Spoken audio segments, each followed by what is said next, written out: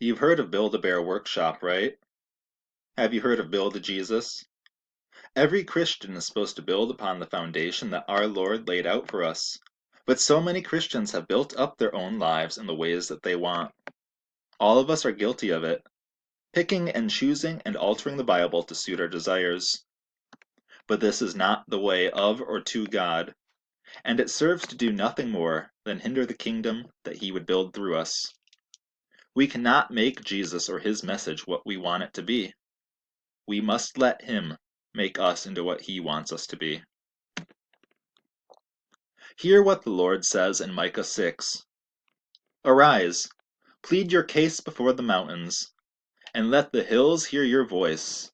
For the Lord has an indictment against His people, and He will contend with Israel. O my people, what have I done to you? How have I wearied you? Answer me. For I brought you up from the land of Egypt, and redeemed you from the house of slavery.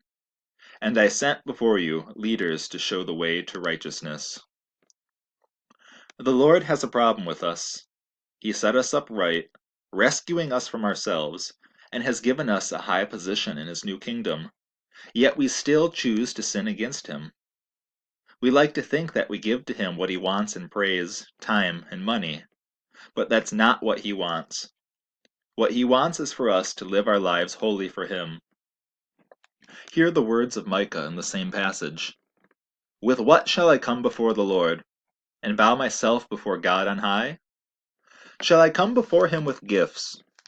Will the Lord be pleased with thousands of rams, with 10,000s of rivers of oil? Shall I give my firstborn for my transgression, the fruit of my body for the sin of my soul? He has told you, O man, what is good. And what does the Lord require of you? But to do justice, and to love kindness, and to walk humbly with your God. We are directly responsible for how others see the kingdom of God and God Himself, for we are ambassadors of the Christ. The world sees us and judges God by us. What they should see is a good God living and loving and leading through His people. Here, though, is what David Kinnaman and Gabe Lyons, authors of Unchristian, What a New Generation Really Thinks About Christians, cited one interviewee as noting about Christians. Christianity has become bloated with blind followers who would rather repeat slogans than actually feel true compassion and care. Christianity has lost its own heart. The world doesn't see the Christ in us. They have no reason to even consider the truths He taught us if we don't live those out. It's no surprise that the world views Christians in such a negative light. Look at these statistics from the Barna Group, a Christian research effort. Only 15% of non-Christians see a lifestyle difference in Christians.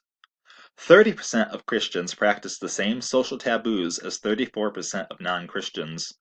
These include sexual promiscuity, pornography, drunkenness, gambling, illicit drug use, and the list keeps going on.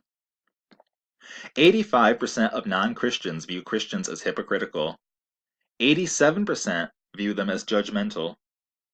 But we know that Jesus told us, "Judge not, that you be not judged.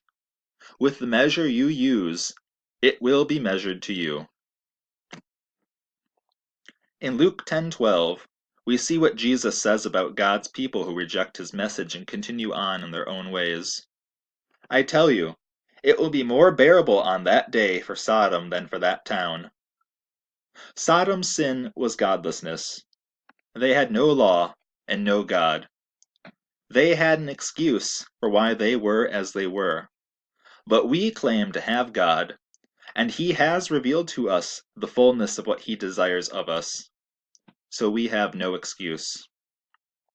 In John 4:23, Jesus says, "The hour is coming, and is now here, when the true worshippers will worship the Father in spirit and in truth, for the Father is seeking such people to worship Him." We must live our lives as by the Spirit, purified from the inside out, and not by the ways of the world we are supposed to be set apart from. God doesn't want people who merely subscribe to him like some magazine. We may know him from words printed on paper, but this is the living word, spoken from the beginning, from which all life, truth, and love flows. Christianity was, early on, called the Way, and indeed, he is the only way, the only truth, and the only life. Hear what Jesus says in Revelation 3:16. Because you are lukewarm, and neither hot nor cold, I will spit you out of my mouth. Jesus loves those on fire for him, and he understands those who are cold towards him. But the one thing he most detests is religion without the relationship, lip service without the actions. Not everyone who calls on his name will be saved. Rather, only those who do the will of the Father, as found in Micah 6, will enter into the kingdom. Judas gave lip service in calling Jesus Lord, but his lips spoke death for Jesus and for himself. How do we know if we're hot or cold? In Matthew 7:16, Jesus says of his people, "You will recognize them by their fruits. Are grapes gathered from thorn bushes, or figs from thistles?" The fruit of the Spirit is meant to show the world that God is good, to tell them, "Taste and see," as per Psalm 34:8. Jesus came to seek and to save the lost. He was a friend of so-called sinners. The world saw him as inviting. His fruit was good.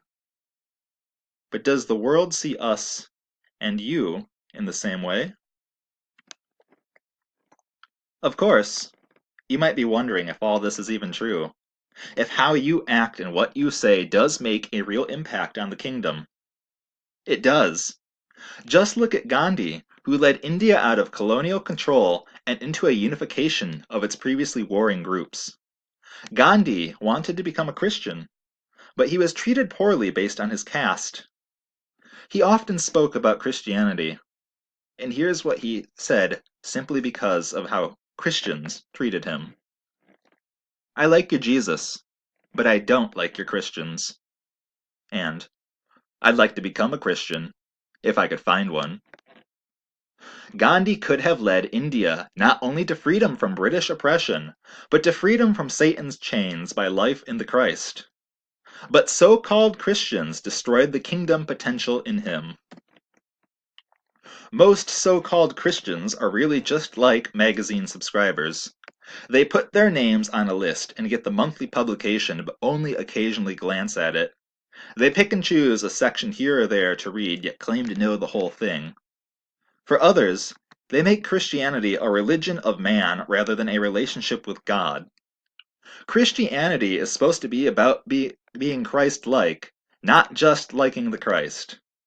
I would call us all to live our lives for Jesus and to do the will of the Father. He has told you, O man, what is good, and what does the Lord require of you, but to do justice, and to love kindness, and to walk humbly with your God?